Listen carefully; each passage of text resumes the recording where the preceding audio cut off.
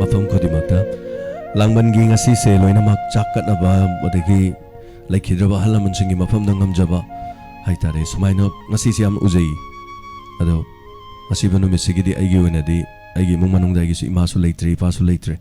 makhoi gi damakta di usop ama ai katte ngasi se ai numit amada budi kachage na khalle adabu ngasi gi wenadi langol gi oles home da chatle langol gi oles home da chalaga mafamdu da leiriba ipagum laba haitare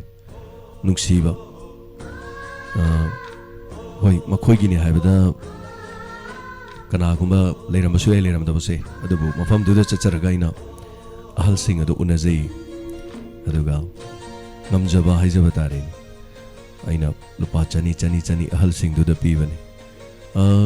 khutpai sen oibiu haidan ahal sing da pibada ahan sing se mamitagi mapita ai haitare makhoi gi ni haibada kana mata leitaba aduga uchari basi maithong uhalle haidun warobi ganu ai ayaba logjai maithong uba yagadra na hai kari tawdoino khoida lotluraga maithong uhanbiu kari sukaide haidan takpire adana ahal sing se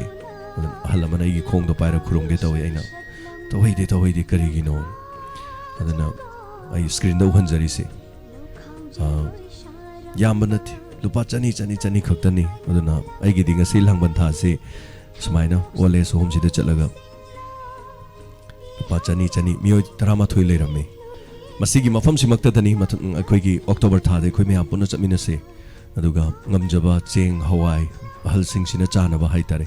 ai mafam si fajana yeng jarure ngasi aduga sarkar gi ni haibada kariguma khodong chabam ta fanghaude karimata lehaude fangdasanu karimta kaiba leiti akhoi me ham leiri sidi aduna akhoi leijari ba mayam che chalaga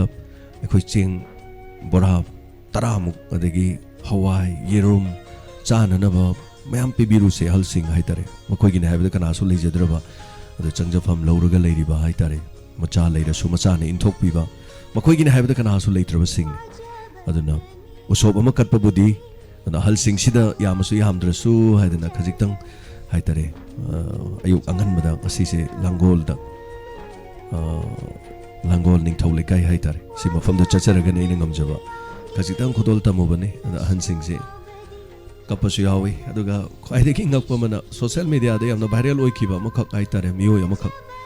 mahak se hajal punchelaga mafam sida yam gyan tana le hobai wan adu ubade yam nungsi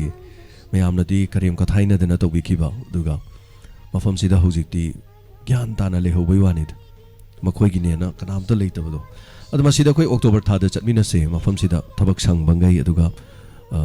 keno toru se haitare cheng chak pibiru se aduga manipur da siguma mayam lei siguma leiri mafam sing sida koi na kitang ka thok pada kari kai ba legi akhoi dum cha dana thaktan lerba macha masu gi minung si phangdraba sing asida khajiktang akhoi su macha gu mani ko haidana ai ipa leijadri ma leijadre dana aduna kanaguma gi di makhoi si leiri ba sing sin mirai ri bani akhoi sing leitaba sing or arai ba sing na soi khoina minung si mu ulub da kesu kai ba leiti tambangam de akhoi su asigumba ma da lerak pi yai aduga kanana khangba ngamage mama pana poklaga leiri ba miyo yamna asumna kari haitare leiroi hainingai di leiti haijariba aduna madune aina mayam da uhanjaning dana adu mafam da khoi noma chapni na ruse ayuk ama pulap akhoi mayam changaga ngamjaba lupa yang khai chamdang khainar loire aduga ngamdaba to dum khaida sunu angama mayam khainar ga loire khoi mayam pe minna ruse aduna masini aduna ina photo hanjari se video hanjari se dinga pe gani ai makhoi de ayaba logjai ai mati man namjaba yai ko na aina namisi da tegi natte aina chinna tamadu budi mitna ubana hena fai haiba sisini aduna usop kalaga mayam usop ta manghan tahandana masideda aikoina usop an katpa kana kya manghalli aikoina manghalli se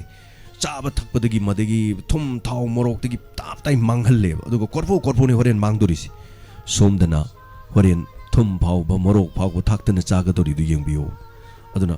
sigumba singa se akoina tawdana kanana tawdoino aduna aikoi se ni balak panate akoi se pi balak pane na aini he khaijari se masini aduna khajiktang nongmatang nomaijing numidam da kaitok piu pungkhaim tang tor khoi langol ningthau lekai de chatminasi mathang manipur ge lerim phong kya da su chatminasi aduga handakidi hariba sida khoi chatminasi haidana mayam punamakda ai no lukchari aduna ngasi Langband gi Tarpond Houba Numitta ꯑꯩꯅ ꯉꯁꯤ ꯊꯥꯡꯖꯟꯖꯔꯤꯕ ꯈꯣꯡꯊꯥꯡ ꯑꯁꯤꯗ ꯍꯥꯏꯇꯥꯔꯦ ꯃꯥꯡ ꯊꯥꯕꯤꯅꯤꯡꯕ ꯑꯃꯗꯤ ꯇꯨꯡ ꯏꯟꯕꯤꯅꯤꯡꯕ ꯃꯌꯥꯝ ꯄꯨꯝꯅꯃꯛ ꯂꯥꯡꯕꯟꯒꯤ ꯑꯍꯧꯕ ꯅꯨꯃꯤꯠꯇ ꯅꯨꯡꯁꯤꯔꯕ ꯏꯄꯥ 11ꯗ ꯉꯁꯤꯗꯤ ꯃꯇꯦꯡ ꯄꯥꯡꯕ ꯈꯖꯤꯛꯇ ꯑꯣꯏꯔꯕꯁꯨ ꯉꯝꯖꯔꯨꯔꯦ ꯑꯩꯅ ꯎꯠꯆꯔꯤꯕꯁꯤ ꯃꯁꯤꯅꯤ ꯃꯁꯤꯒꯤ ꯃꯐꯝ ꯑꯁꯤꯗ ꯑꯣꯛꯇꯣꯕꯔ ꯊꯥꯗ ꯑꯩꯈꯣꯏ ꯃꯌꯥꯝ ꯄꯨꯟꯅ ꯆꯠꯃꯤꯟꯅꯁꯤ ꯑꯍꯜ ꯂꯃꯟꯁꯤꯡꯁꯤꯅ ꯆꯥꯅꯕ ꯍꯩ ꯔꯥꯁꯤꯡ ꯃꯈꯣꯏꯒꯤ ꯑꯋꯥ ꯑꯅꯥꯏ खरा करी करीनो वारी खरा सारुसी अदुगा अखोई कुमहै ओइने येंगुसे हाइबा नते मिगी अवाबाबु अखोइना कुमहै ओइने येंगबदु नतबा अखोई पुनमंगना अदुगुमदुदा सपोर्ट तौरगा मखोइगी मिलु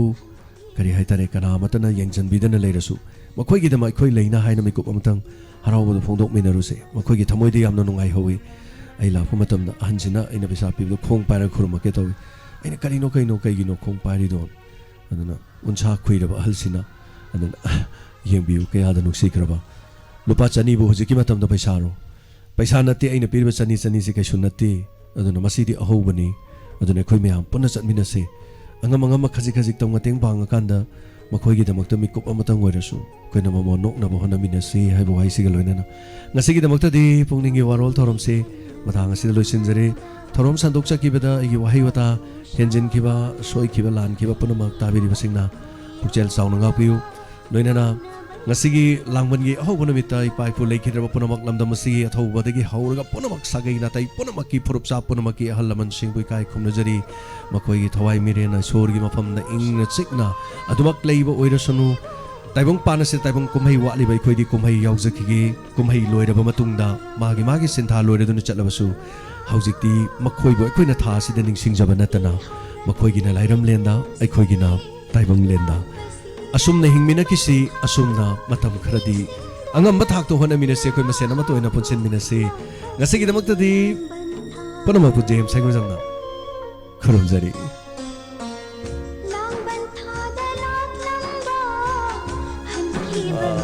ai mea ai hojik leijari si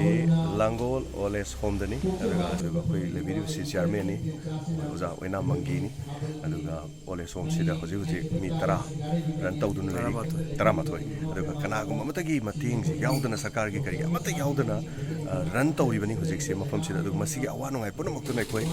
la kadori ba koi october da haitare ko aduga keno sida ai soidana koi gi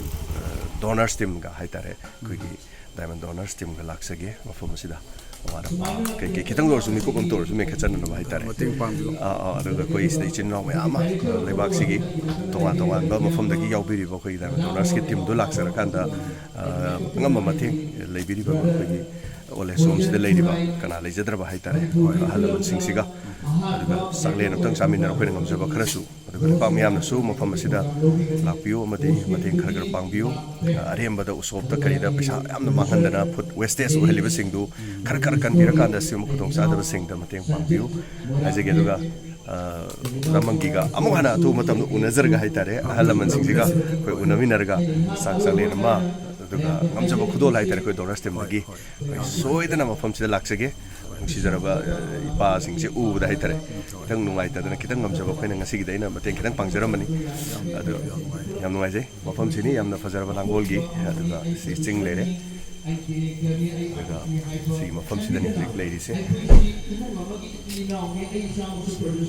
so agachari koi lakadoriba sida koi punna chatmina budi mayam khangan jarake aduga donors team amadi donors nataba singsu mayam su yabiu haina hajari mayam kharam jari